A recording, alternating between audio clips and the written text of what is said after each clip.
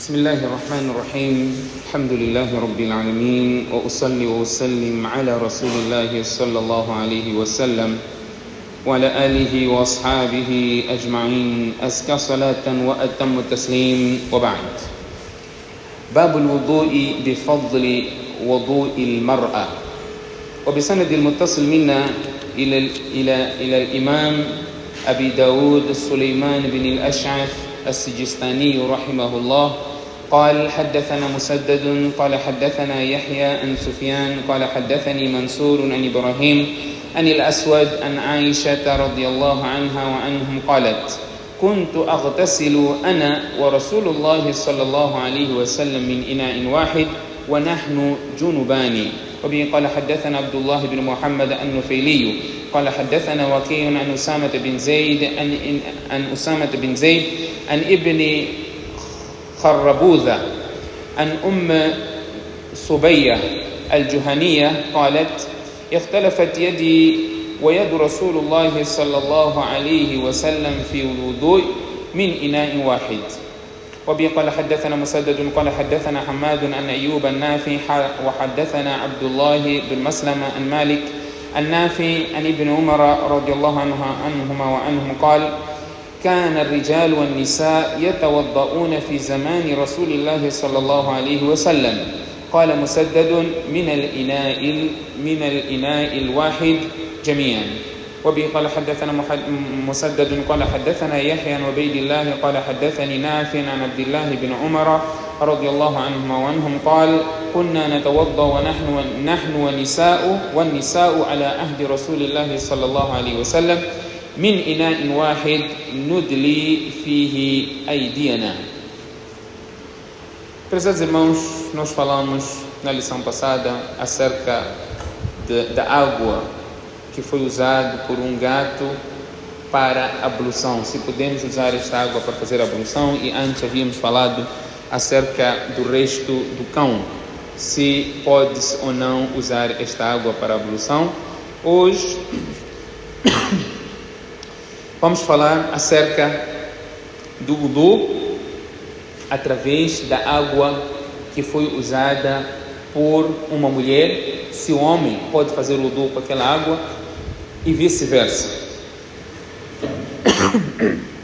Quer dizer, se a mulher pode fazer o wudu com o resto da água do homem, né? Assim como se o homem pode fazer o wudu com o resto da água de uma mulher.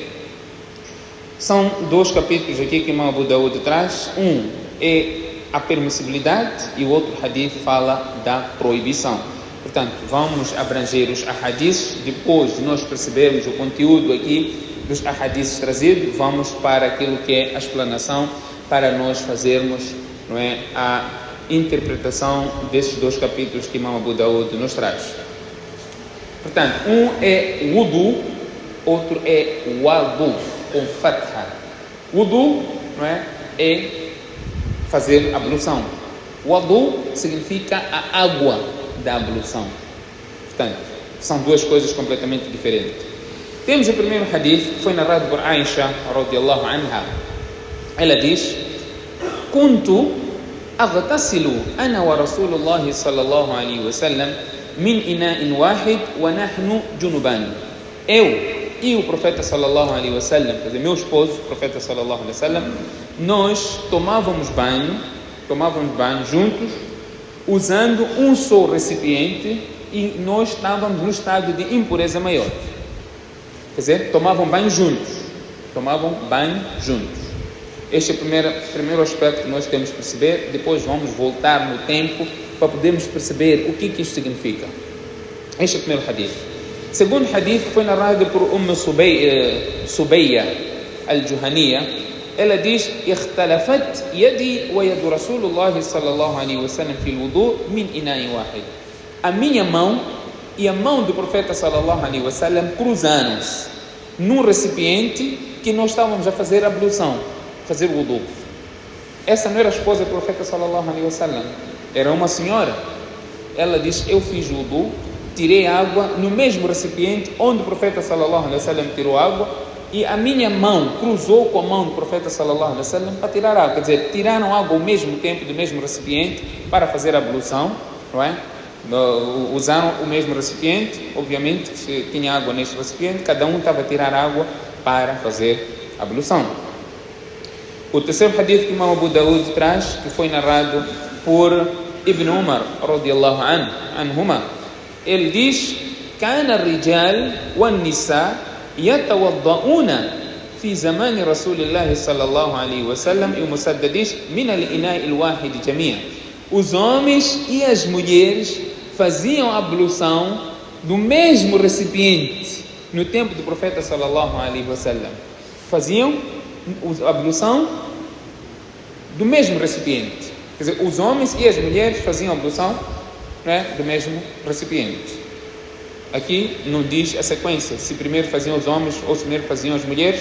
Portanto, o que está a dizer é que ambos faziam juntos. Se temos um outro hadith a conjugar que a minha mão cruzou com a mão do profeta sallallahu alaihi wasallam na ablução, o que é que nós entendemos? Em simultâneo, ao mesmo tempo. O quarto hadith que Imam Abu Daud nos traz, para nós depois fazermos aqui a conjugação dos hadiths. O hadith foi narrado por também Ibn Umar radiyallahu anhu. Ele diz: "Kunna natawadda", nós fazíamos a ablução, "nahnu wan-nisa", nós e as mulheres, no tempo do profeta sallallahu alaihi wasallam, "min ina'in wahid nudli fihi aydiyana". Portanto, nós colocávamos a mão, as mulheres também colocavam, nós fazíamos o wudu no mesmo utensílio. Este é o capítulo que Imam Abu Daud nos traz. O que é que nós entendemos, em primeiro lugar, neste hadith, neste capítulo? A separação ao uzucana do homem e o uzucana das mulheres? Não. Estavam todos a fazer a ablução no mesmo lugar. Aqui no uzucana estão em homens, estão em as mulheres a fazerem a ablução. Esta é a primeira percepção que nós temos. Imam Abu Daud em seguida traz um outro capítulo, An-Nahyu an Dhalik, a proibição de se fazer a ablução homens e mulheres juntos.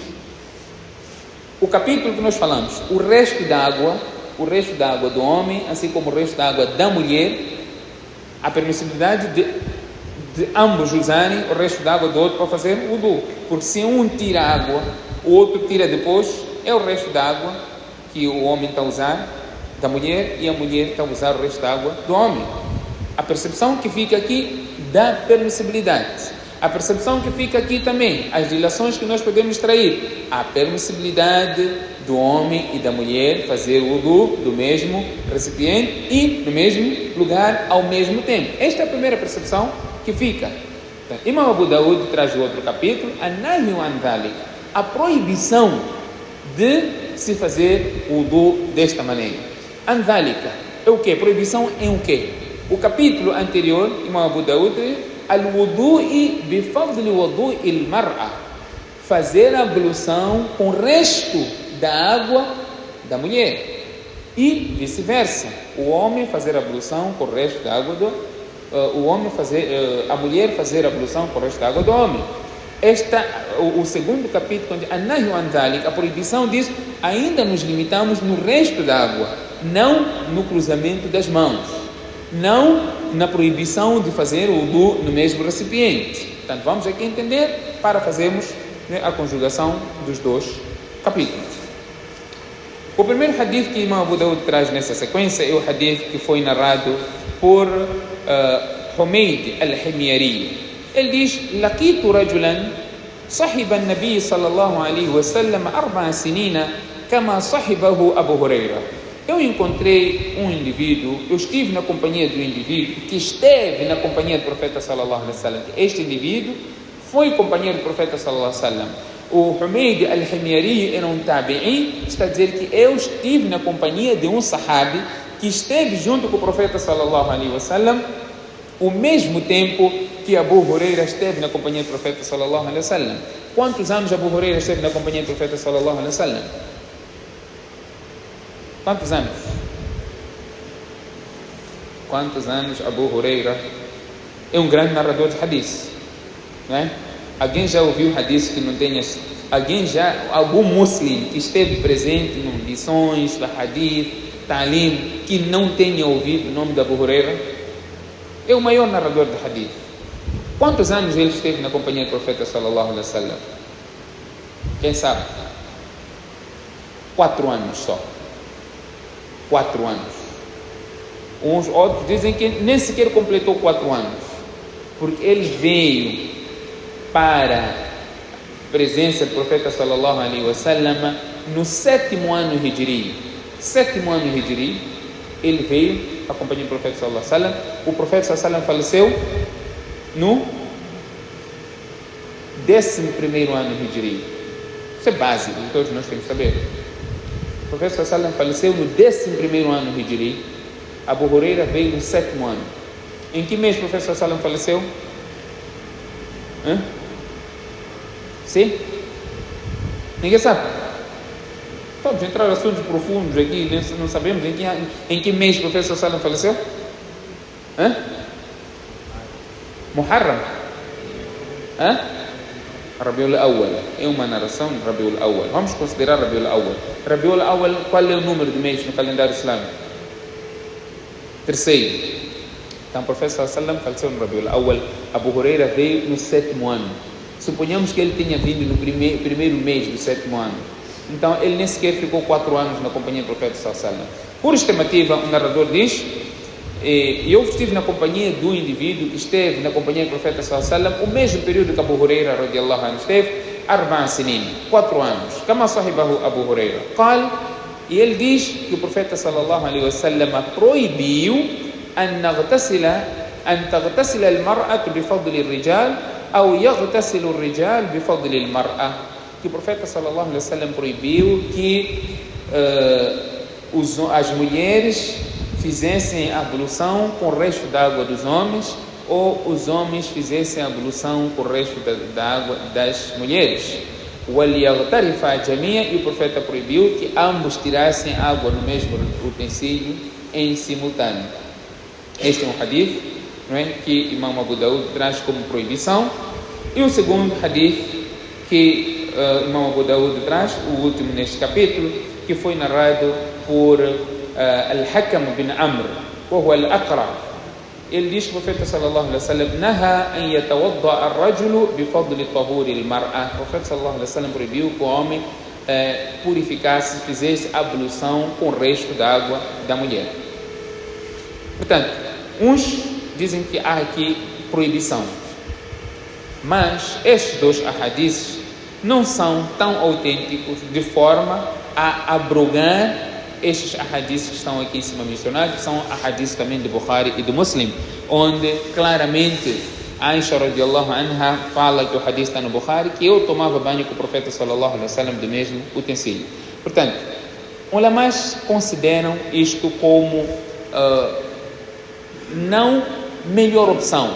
Não é melhor opção. Obviamente, você, em vez de fazer o wudu com água, não é, que ninguém usou, aliás, é melhor você fazer o wudu com água que ninguém usou do que fazer o wudu com água que alguém tenha usado, seja ele homem ou mulher.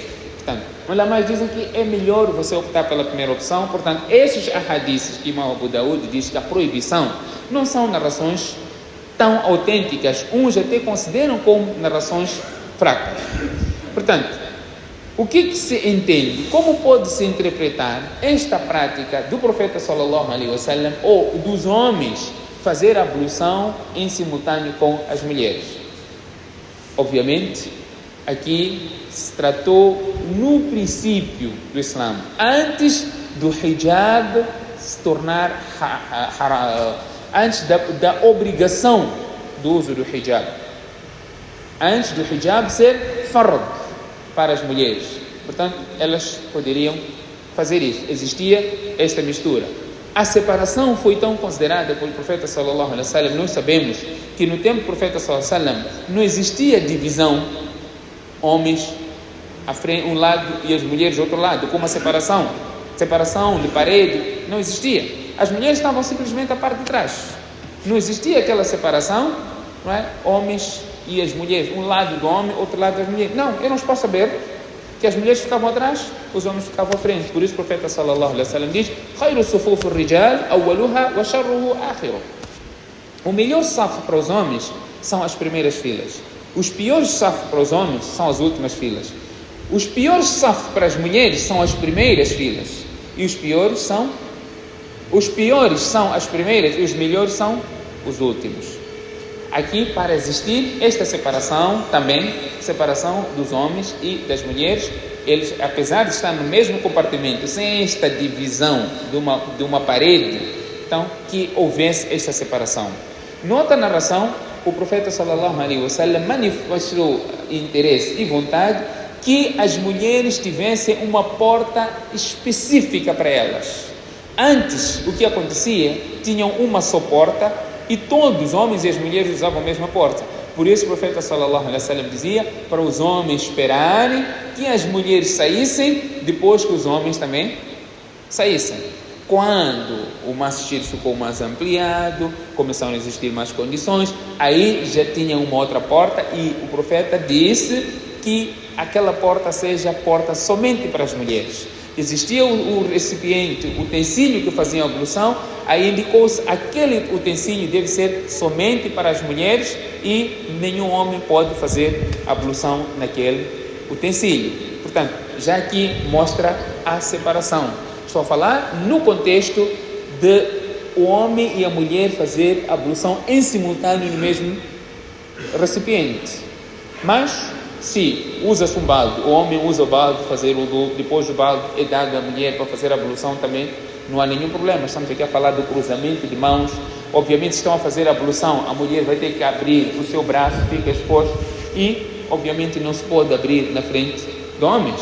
Portanto, esta é a percepção que deve ficar claro. O outro assunto, aqui o hadith, quando se fala, Aisha radiallahu anha está a dizer que eu e o profeta sallallahu alaihi wasallam tomávamos banho do mesmo utensílio e nós estávamos todos impuros.